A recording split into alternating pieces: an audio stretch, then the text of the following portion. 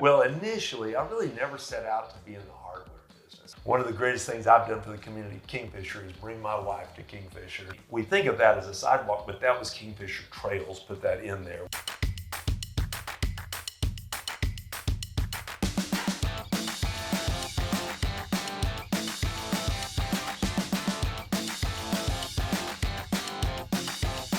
Today, I have the semi-world famous Brian Walter. Most notably, you're most known for WBC Lumber and Rental, or Rental and Lumber. Is that correct? Lumber and Rental. Lumber and Rental. Okay. Yeah, Lumber first. Yes. Lumber came first. Yes. For sure. Yes. And a lot of people are familiar with your store. Yes. And the watermark. Yes. In the store from flooding and things like that. But so, are you from Kingfisher? Where did you begin? That's a great question. Okay. And the answer is yes. Okay. Born and raised in Kingfisher, I'm proud to say. And I was born in 1962 at the Kingfisher Hospital. My father was involved in city politics back then, and so I own the distinction of being the first measles vaccination in Kingfisher. And so at any rate, yeah, but that's me. I was born and raised there, lived in the same residence until I left Kingfisher after high school graduation in 1980. Wow. And then where did you go to school? So from there, I went to Oklahoma State University. That's a big thing, is where you decide to go and how the wrong colors, though. Yeah, right. So exactly. But anyway, I went to Oklahoma State University with, really, Jack, my dream was to be like my father. Okay. My father had a business in downtown Kingfisher. Originally, when I was young, it was where the Interbank is now. That was an old wood-framed building at that time. Okay. And so when those leaders that wanted to create that bank building back in the, this would have been early 70s, felt that was a prime location, made an arrangement with my father to take that building, tear it down, build that modern building that sits there now. And he accepted in an exchange the more modern building that I'm in now. The building I'm in, we don't think of as being modern, but compared to that building, it was. It had a concrete floor, it had a steel structure instead of a wood floor and a wood structure. And of course, the idea in my building is that it's built up off the street to keep it out of the flood, but it's not near enough. The idea was good, but the provision was insufficient. And so, that was the first thing I noticed years ago when I walked in. Was you have it painted on the wall somewhere. Water line. And it was deep. It was deep, 42 inches on the floor of the building. So you're talking about 9 feet of water or something out in the street. Life-changing day for us. Yeah, that was. I think God had a plan. What did you graduated? What's your degree? Well, I graduated. So my father died when I was 10. Okay, he was a plumber. That building I'm in now was a appliance store. It had air conditioning, sales and service and installs, plumbing, sales, service and installs, appliance. I don't know if I said that, but it was heat and air, electrical, plumbing, and appliances. All those things under one roof. That was my father's business. He died in 1973. I was just 10. Business went away. Real estate stayed in our family. As a 10-year-old, really not telling my mother or anyone, my life dream became to put my father's business back in place and to make my home in Kingfisher. Okay. So now you're talking about high school graduation. I graduate, and I'm not going to do that at 18, and I'm really kind of afraid to say anything about that to anybody.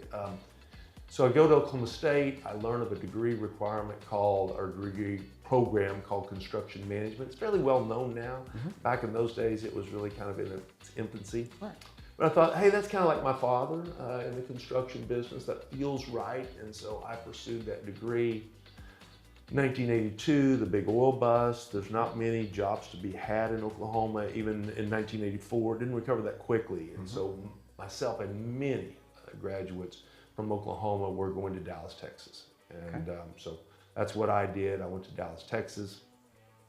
Really very much wanted to get back to Oklahoma as step one. And then, so in 5 years' time, I got that opportunity to return. At that time, I had migrated into mechanical contracting. The degree really teaches you how to be a general contractor, but my heart was, again, with my father, and so I learned that you could work for large mechanical contractors. I actually carried a plumbing and heat and air license in the state of Texas, and plumbing, heat and air license, or no, just plumbing. But I was a licensed plumbing contractor in the state of Oklahoma, working on big commercial projects. I was never the guy twisting the wrenches, but I did carry the license for that work, both in Texas and in Oklahoma. So I did that for a while, wanted to get back to Oklahoma. The man that I worked with, he had talked to me about being a partner because I really wanted to be a business owner and not really knowing whether the whole Kingfisher thing would work out. I tell people, and I think it's true, the better that business got for him, the less he liked the idea of me as a partner. and that's kind of a trend, yeah. Yeah, right, kind of a trend, and that's okay. That was really not God's plan for my life. And so after 5 years, I left there and put together an SBA loan and did all of that kind of thing in Kingfisher and struggled and just struggled for a long time. And so many small business owners do. I just struggled. It was a cane to cane situation, if you've heard that term. You work from the moment you can until the moment you can. And it was kind of a 7 a.m. to 9 p.m. endeavor for a lot of years. And so anyway, I could go on and on, but So Jack, real quick, I want to give a shout out to my family. Okay. You know, nothing really matters to me without my wife. Life loses all its meaning. So a quick shout out to my wife, Liz. She's a longtime school teacher in Kingfisher, currently serving, as she long has, as the 5th grade reading teacher. Okay. So super proud of her and what she does. And one of the greatest things I've done for the community of Kingfisher is bring my wife to Kingfisher. So behind every successful man is a powerful wife. There you go. Well, she is. And then our 3 sons. One of the big reasons I even wanted to return to Oklahoma is to raise my family in Kingfisher. And my family's Liz and I have raised 3 boys, Robert, Will, and Sam, and they're all doing well, and they're all married, and I raised them to be independent, and they've done that a little too well. And so I don't get to see them as much as I like, and they're not hanging on my shirt collar, you know. But so our son Robert is a dentist in the Oklahoma City Metro, and our son Will is a pilot for Southwest Airlines and also flies for the Oklahoma Air Guard. Okay. And our son Sam is a commercial real estate agent for Price Edwards, currently has a listing in Kingfisher. He's in Oklahoma City. He is in Oklahoma City, downtown Oklahoma City, but currently carrying a listing on the old athletic loft in Kingfisher as a commercial real estate agent. There you go. So, and then we have 3 lovely daughter-in-laws, Caroline and Amber and Reese, and we have 2 grandchildren. Okay, that was my next question. A little granddaughter, Gwen, and a little grandson, Town. So, big part of my life. So thank you for giving me a moment to give them a shout out. Absolutely. Okay. So how carried a lot of sheetrock, and so I don't know if you know that about my past, but that became our calling card, was literally carrying sheetrock into homes, and I personally carried it. It was very common back in the day for me to work till about 6 o'clock, get the store shut down, and then get some high school kids and a lantern and go out on job sites and carry sheetrock into houses till 9 o'clock at night. Oh my gosh. So. Yeah. Now I hire the kids to do that because So anyway, I've been through the ringer. How did you end up with the store as we see it today? Okay. What was that? So that evolution. Well, initially, I really never set out to be in the hardware business. But when we first opened, we kind of looked like a hardware store. We had a relationship with a hardware cooperative, as is common. You know, Ace is very well known, and we have a great Ace store in Kingfisher. True Value is another big one. Yep. There's another company called Service Star that was big in the Northeast, and you may have heard of it. Not nearly as well known, but it was a similar model. Okay, and so that's the relationship I had. So we looked like a hardware store, and we also offered lumber because lumber wasn't being offered. And it's good that we did. because I had never done anything at retail. I really had no desire to be in the hardware business. I just wanted to be in business, but that's what it ended up looking like. And so a friend told me once, never do poorly what your competitor does well, okay? and that's kind of what we were doing. We were doing a poor job at being a hardware store where Ace Hardware and Kingfisher was doing a good job at that. My background was in heavy construction, and so I really developed my approach to market was to be able to look the customer in the eye and understand what they were saying and convince them that we could meet their needs. And so we really focused on project sales, and of course you have to be competitive too, so there's a lot to that. But we found that sheetrock was something that we were doing everything, but we were really doing lots and lots of sheetrock, okay? And so anyway, is that because you know how to carry it, or what? Well, there are some fundamental reasons for that. One is you can buy in the right quantity. Okay, we can buy by the truckload. Okay, and it gets kind of technical. There's not very many SKUs needed for a house. You only need like 4 sizes of sheetrock.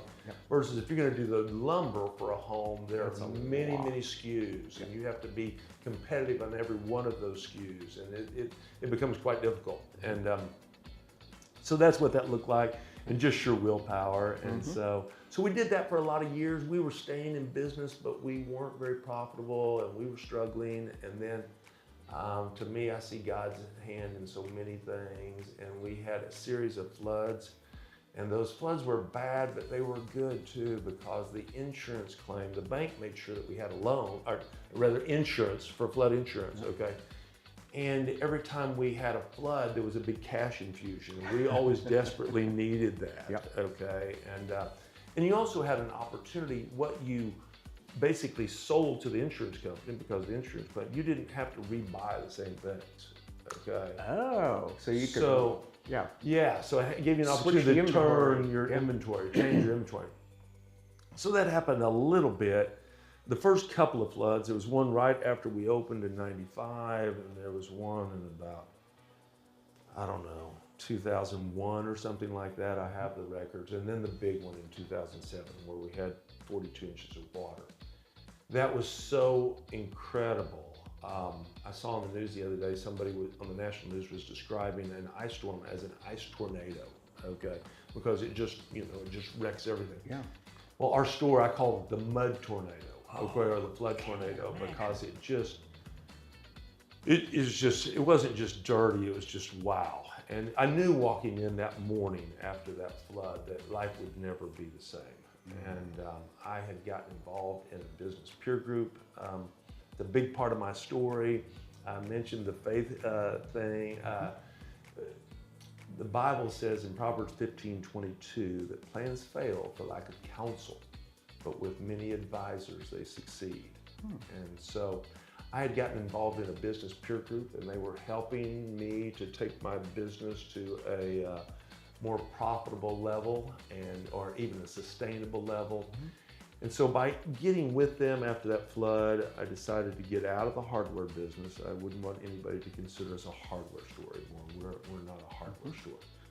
And thus the lumber, we're still lumber, but no longer hardware, and tool rental. And tool rental has really become our calling card. That's what we're really interested in growing, and what we work most aggressively at growing. And so yeah, that's how it came to look like that. That's how we got in the rental business.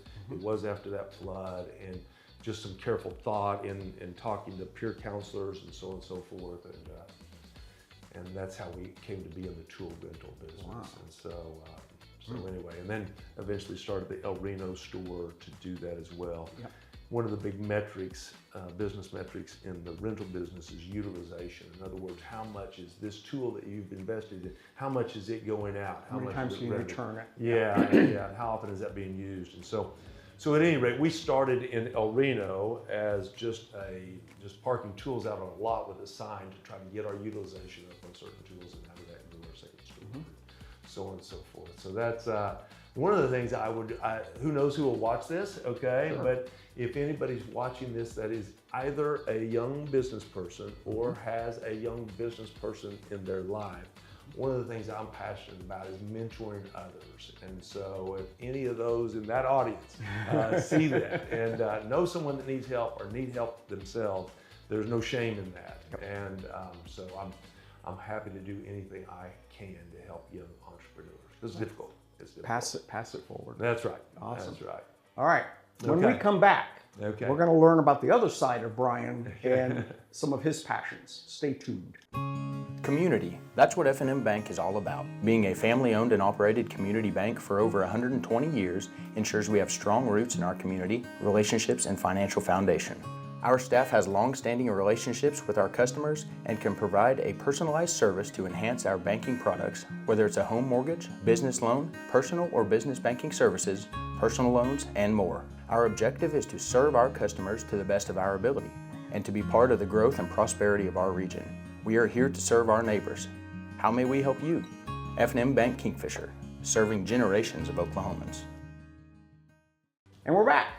Now, you have a whole nother life other than the store, Yes. the rental store. So you do a lot of nonprofit things in Kingfisher. Yes. And so, and I understand you had a lot to do with the trails system. Yes. So elaborate on that. Okay. So, so trails are something that I had seen in other communities when I came back. I think it's a big part of my life is the fact that I was born and raised in Kingfisher, but I haven't always lived in Kingfisher. I tell people 5 years Stillwater, Oklahoma, 5 years Dallas, Texas, 5 years Oklahoma City, back to Kingfisher. So in that time, particularly in Texas, I had seen the trails, and this came about initially as part of the Oklahoma Centennial. Okay. Kathy Keating had a very intentional program about trying to elevate the state during its centennial. And so we got together, formed a group, and out of that was born the sign, the gateway entrance sign, which is specifically what Kathy Keating had identified for communities to do, is to build gateways into communities. And so when you drive in from Oklahoma City into Kingfisher and you see the state of Oklahoma, the buckle of the wheat belt, that's how that that's the all one on the came south about. side. That's on the south end of town. Okay, yes. We now have one on the north end Yes. to do, which I had even more to do with. Okay, not to tout my own horn, but that's a little different story. And it was a tree board thing, Kingfisher Tree Board, and I was instrumental in forming the Kingfisher Tree Board. So when you see it on the north end of town, that's Kingfisher Tree Board, which was inspired by what happened on South, but an entire different leadership structure to the way that all happened. So Kathy Keating issued this challenge to communities all across the state of Oklahoma. And out of our group, John Gooden and I were both on that. We did that. There were a number of other players too. Oral Stake is a person who is deceased now, kind of a forebearer to this type of work. And so he was very instrumental in that. So that grew out of that. But as we began to talk about this trails thing was in my mind. And I had noticed that the way this often works is those trails are built by waterways. Okay. And I know why. Waterways flood, and so it's not appropriate to put structures down in there, but you can put a trail down in there. And people like to be by water. Okay. So Kingfisher has water, Uncle John's Creek Lots and of it. Kingfisher Creek, but very little population close to those waterways, all right? There are other waterways that are often dry, but they exist, okay? So when you take Kingfisher Trail, one of our most used segments is west of 13th Street. It's kind of going behind Kingfisher High School and stuff. You might not think of that as a waterway, but that's a waterway, okay? And so, so the vision was to encircle the community along the waterways, okay?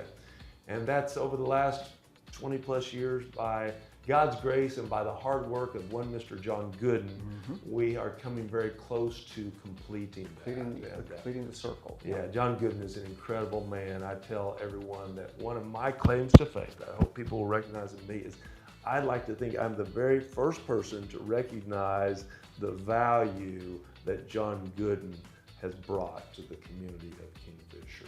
One of the things I've really tried hard to do is to lift him up and encourage him, and because he has put the hours in and the detail work and all the things that have to happen. The work no one else wants to do. That's John is right. doing it with the grants, and Yeah. I think John would tell you too, the trails idea was my idea, but ideas are cheap, okay? The work is Somebody's what got to do really- the work. Somebody's got to do the work, and John has done the work. So For those So that, Kingfisher for those Trails. watching that don't know, Kingfisher has this elaborate. How many miles are there? Do you know? I think it's 9+ miles. 9 miles of paved, Concrete paved. We're walking- very intentional about concrete, concrete, very not important. asphalt. Concrete. Yeah. concrete paved walking trails, Yeah. and you can go almost anywhere in town on a Yes. trail, Yes. except for now you're working on the south end.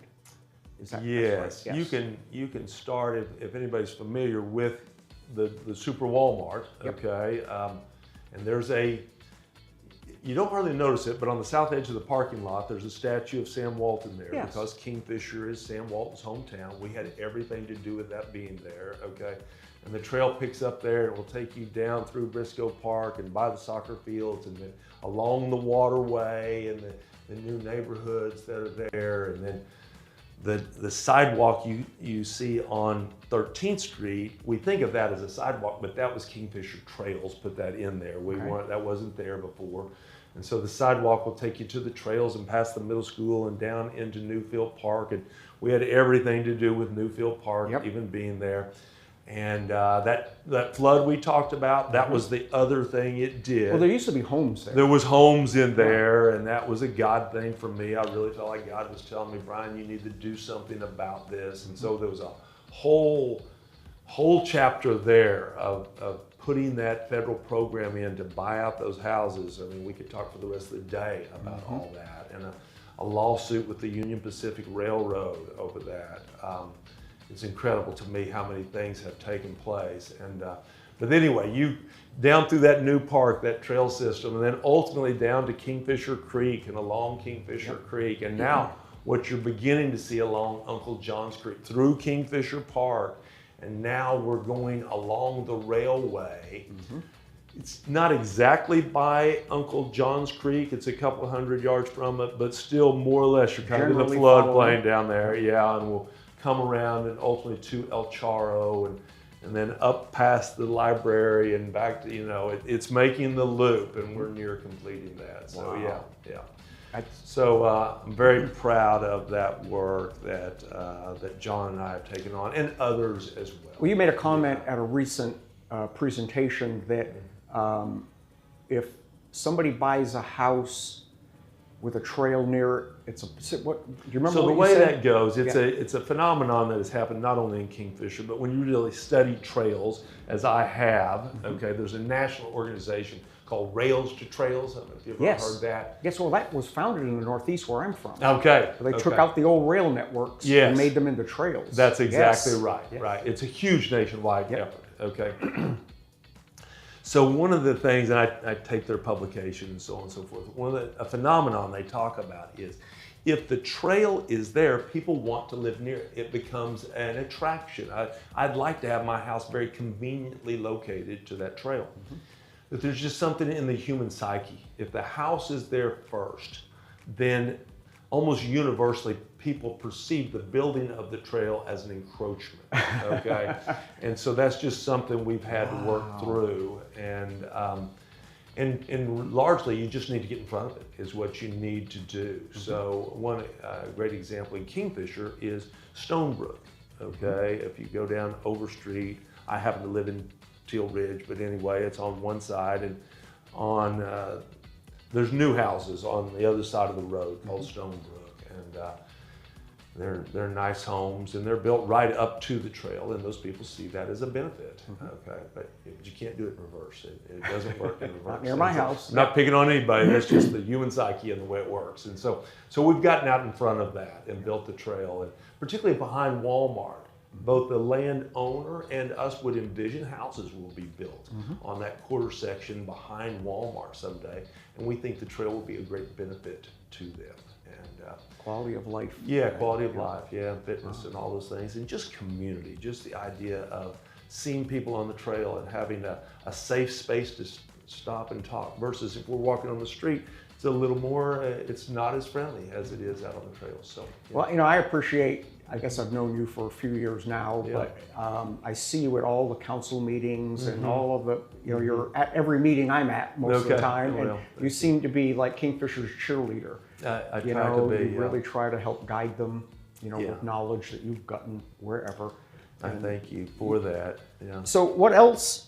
I want to say something about that cheerleader term. Okay, go ahead. That's another friend. I want to lift up my friend, John Gooden. I do try to do that. And I learned that, I think it was in my DNA anyway, but I learned that intentionality from John Gooden. I can remember him telling me how, being a cheerleader is important. And so anyway, so kudos to John for making me aware of how important that is to put the wind in the sails of other people that are doing good things. Even the hard workers need encouragement. Yeah, absolutely. Keep going. Absolutely, it takes a community. So what else has been going on in your world? You've got your fingers in all kinds of things. Yeah, well, I want to say a little bit more about Kingfisher Tree Board. Okay. I think that's a fascinating story. The National Arbor Day Society, based in Nebraska, has a program called Tree City USA, where communities apply and meet certain criteria, and then they get to carry the distinction of Tree City. Okay, we're a Tree City. Okay. I've long been passionate about the outdoors and passionate about parks, and I became aware of this program, and I wanted Kingfisher to have that distinction. So with intentionality, I set forth to do that. One of the things you have to do to be a Tree City. You don't have to count all the trees, do you? You don't know, but there is such thing as a tree inventory.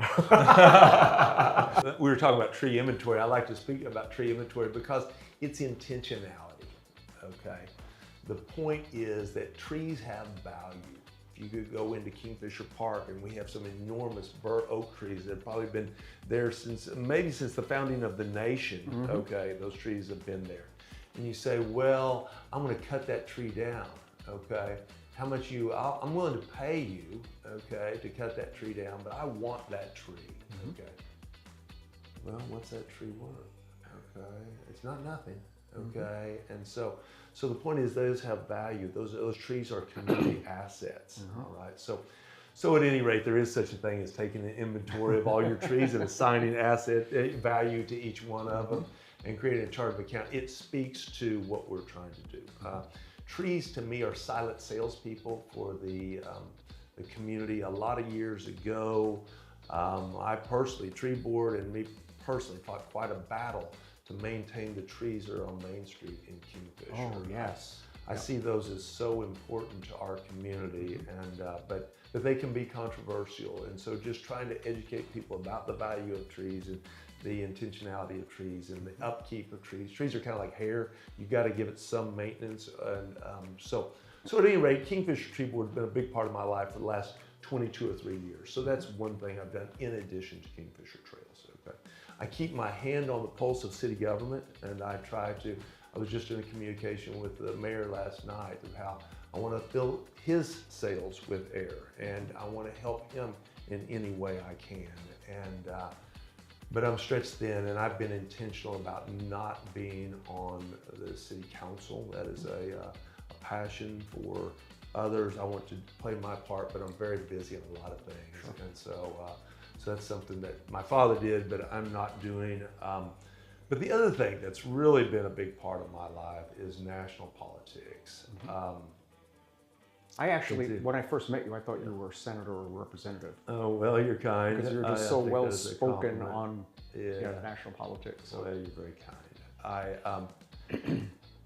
But wow, faith has, I didn't really, 40 years ago, I wasn't that big of a spiritual person, okay? But these things keep happening in my life that I just can't attribute to anything other than that.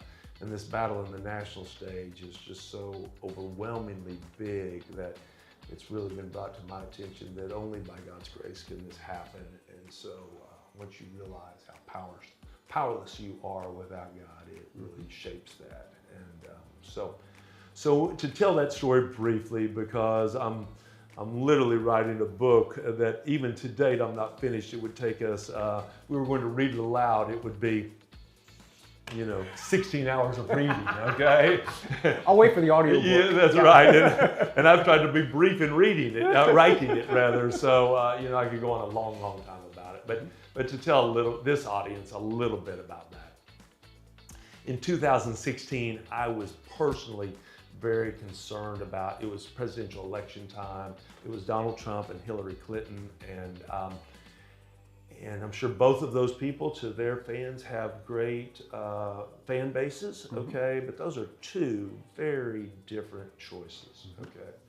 And it points out the division in our nation, just two very different ways of doing things. And for me, I found that troubling. I've always felt compelled to walk the line between, to be a peacemaker, if you will, between these divergent views. But I had no intentionality about it. It was just part of what's going on in my life. You weren't going to run for president yourself. No, I wasn't going to run for president in my life. And I'll speak to that in just a minute too, okay? Because a lot of people ask me if I'm running for Congress, okay? And so at any rate, that was just going on in my mind. I was just a lot of internal turmoil over the direction of our nation, and a lot of internal turmoil over our debt situation too. I could, even if it's a war like Israel and Hamas, okay, today, those two parties, if they wanted to, they could just change their opinion and that all could just go away. It could. But debt is different, okay? Debt doesn't, you don't just change your mind. Yeah, you can't just and say, debt I don't feel disappears. like paying today, Yeah, or all of a sudden I snap my finger and you get in that hole, that's a serious long-term problem, okay?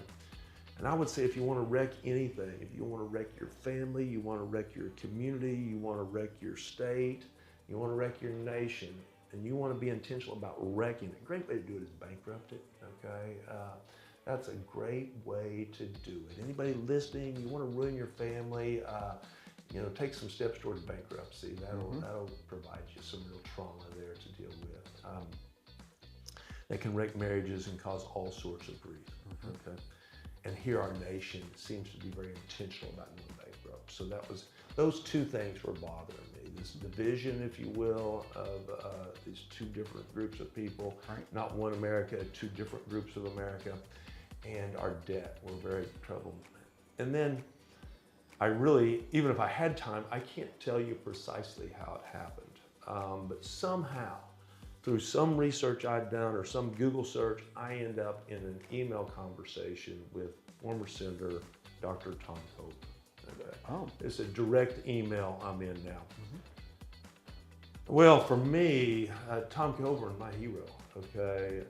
Of all politicians I've known, I mean, maybe Lincoln, Washington, these type of figures, but anybody in my lifetime, the number one top hero was Tom Coburn. And now I'm in a direct communication with him. For me, it's a little bit like being an email with Jesus or an email with John Wayne, okay?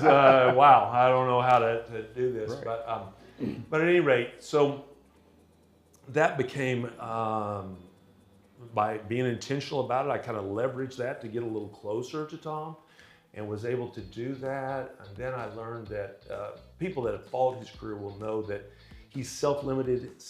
He went into Congress in the Republican Revolution of 1995.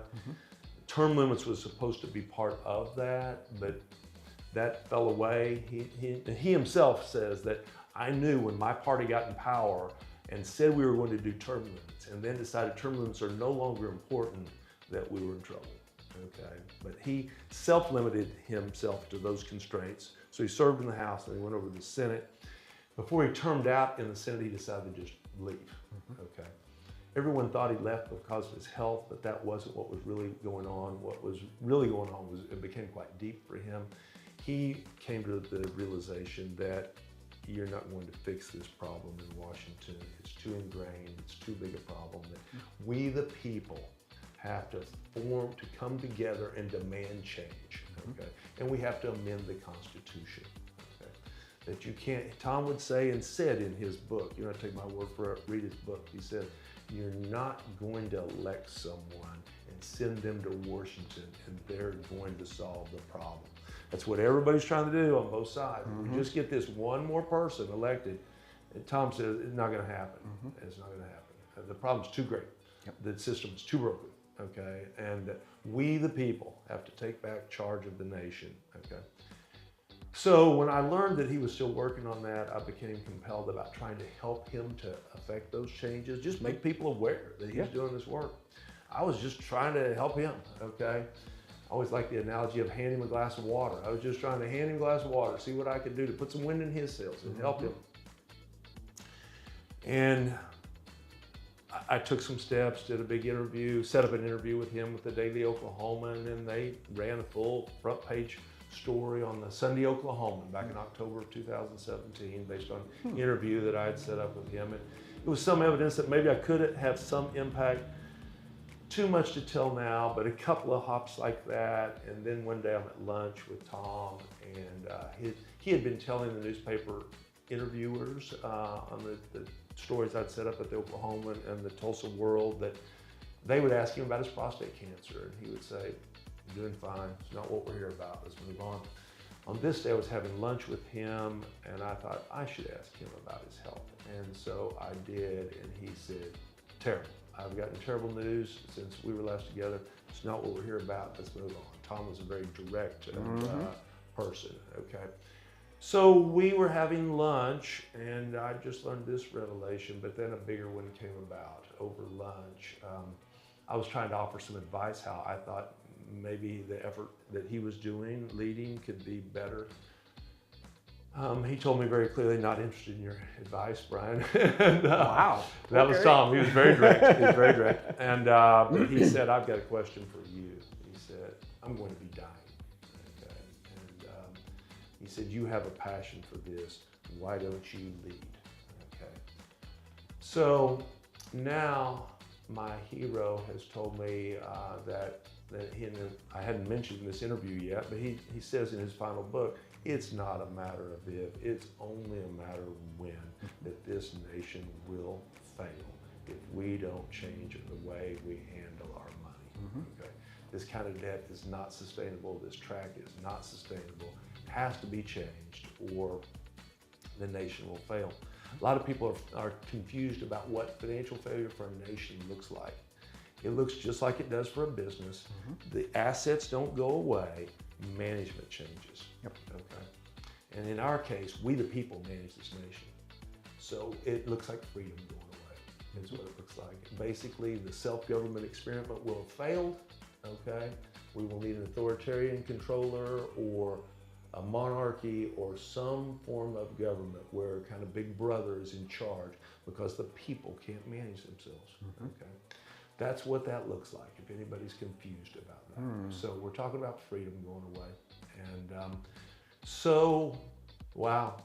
So the man I most admire is telling me that freedom's going to go away. It's your turn. We're going to amend the Constitution. Step up, He's Brian. looking at me and asking me to lead. And so I've just been trying to do that, Jack, and best I can. And the mountain is very, very tall, and the footholds are small, and they're down here at the base. But over these past, since 2016, so almost 10 years, I keep getting incremental footholds a little higher. The most recent thing is we have originally formed a nonprofit called Unity Above Self in America. The purpose is, I've got a business card in my pocket for it, to champion the No Budget, No Pay Act. The No Budget. Is that the deal we did a little video for you on? It may well be. Yeah, I believe we. Yeah. No, that's where I first learned about it. Okay. So No Budget, No Pay for this audience just simply says that the federal fiscal year begins on October 1st. There are 12 federal appropriation bills. We're dealing with it right now. There's a partial government shutdown going on. And the reason that is because Congress has not passed those 12 bills, okay? They can't do it. They're too divided, okay? So what you got to do something. So they keep doing a stopgap measure, okay? And a lot of negotiations with that. But if they would simply do the work, it would all be done by October 1st, because that's the beginning of the fiscal year. And then you wouldn't hear about it again until the next year. So the No Budget, No Pay Act just simply says, if you don't get that work done, that we the people are going to withhold the pay of Congress until you do get that work done. then your pay will resume. It's a very straightforward bill. It's nonpartisan. I've literally had people in Washington ask me, why should we support that? It doesn't do anything to, how does that help our party, okay? And Makes my you answer responsible. is, it doesn't do anything to help your party, okay? It helps the nation. It does not help your party. Yep. But Washington is interested in furthering the goals of the party, not the goals of the nation. So at any rate, that's one side of it. And then recently, by God's grace, I'm connected with a new group of men. We're starting another nonprofit. When it was just me and people that knew me that were giving money to help cover the cost. This new group is a little different group. One of the men on it is David Walker. He's former Comptroller General of the United States, been appointed by a couple of presidents. So fairly big player in terms of resume. Another man's name is Joe Penland. You can pull him up on Google. I don't know what his net worth really is. Google says it's like 300 million.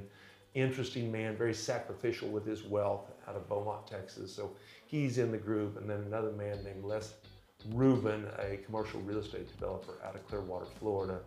We are launching the 50 Million Americans campaign, where we're trying to reach 50 million Americans, because the people, just as Tom had said, the people have to demand the change. And the people aren't, everybody's busy, okay? Things seem all right today. To me, the health analogy is good. I had a sister, Jack, that I lost to lung cancer, long time smoker. And she thought it was okay, and everybody thought it was okay, and I didn't necessarily think it was okay, but my point is, there's a problem brewing. You may not see it right now, but then one day, it comes to bear. And one day, my sister learned she had lung cancer, okay? And one day, this nation is going to realize it hasn't been all right. It hasn't been all right for a long time. So anyway, trying to bring people to awareness and make them realize that only they can change things, okay, and that there is a path towards that. So that's the 50 Million Americans campaign, and so I've got a Zoom call about that later today with those gentlemen and others as we work to advance that. Thank you for asking. You bet. It doesn't affect me any more than it affects you or this audience. It's going to get us all. It's all of our collective problem. Yep. So anyway. Well, appreciate your behind the scenes work that most aren't aware of. Yeah. You know, well, thank you. And all of the things that you've accomplished, and of course your great rental store that I partake in. Yeah. Well, and nothing else is possible if that doesn't sustain. Well, itself. you know, you know, I'm a guy that just loves stuff. You know, yes, and every time I drive by your store, it's like, oh, I need to play with that. You know, so your marketing is effective. Well, thank you. You bet. Thank you. Yeah, and I want to give a shout out to my team there. I am gone a lot for the reasons I've just described.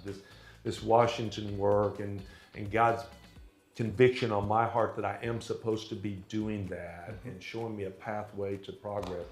But it takes me away from my store. It's a very unusual thing for a small business owner like myself to do. And it's only because of my dedicated team and the understanding of our customer base is all of that possible. So thank you. We appreciate what you do. And well, thanks for hanging out with us today and learning more about what you're behind the scenes. We opened the curtain today. And well, I want to give you a shout out, Jack. All right. Your business here is providing real impact in these communities and reaching an audience that this is the way this younger audience wants to interact. You are providing news and information in a way that the public wants to receive it and is mindful of the changing times.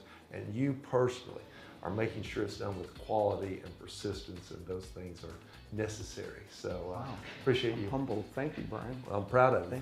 Yeah. All right. All right. Okay. Well, thank you for hanging out. And you bet. Thanks everyone for listening. You bet. Yeah. Stay tuned.